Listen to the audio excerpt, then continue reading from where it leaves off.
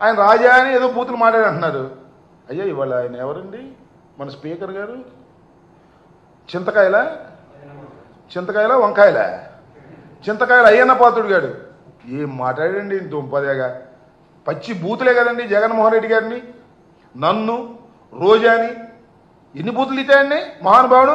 ఆయన మాత్రం స్పీకర్, బ్రహ్మాండమైనటువంటి స్పీకర్ అవ్వచ్చు.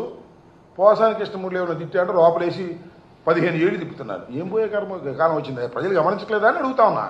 ఎవ్రీథింగ్ ప్రజల బుర్రల్లో ఉంటాయి, గుర్తుపెట్టుకోండి. ఓటేసే రోజున దుర్మార్గంగా వ్యవహరిస్తున్నారు, అన్యాయంగా కేసులు పెడుతున్నారు, అక్రమంగా అరెస్ట్ చేస్తున్నారు, అక్రమంగా కోర్టుల చుట్టూ తిప్పుతున్నారు.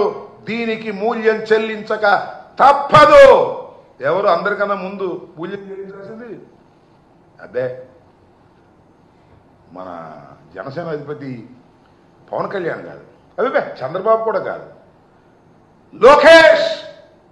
గుర్తుపెట్టుకో, వీళ్ళందరి బాధితులు, వీళ్ళందరి బాధితుల భార్యలు, ఈ అందరి బాధితుల కుటుంబాలు నీకోసమే ఎదురు చూస్తున్నాయి. లోకేష్, ఎర్ర బుక్కు రాశావు కదా, ఆ ఎర్ర బుక్కుకి ప్రతిఫలం నీ జీవితంలో అనుభవించక తప్పదు.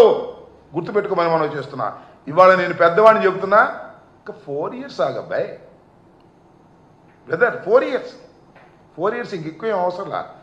దీనికి మూల్యం నువ్వు చెల్లిస్తావు. చెల్లించే విషయాన్ని ప్రజలు చూస్తారు. గుర్తుపెట్టుకోమని మనం చేస్తున్నాం.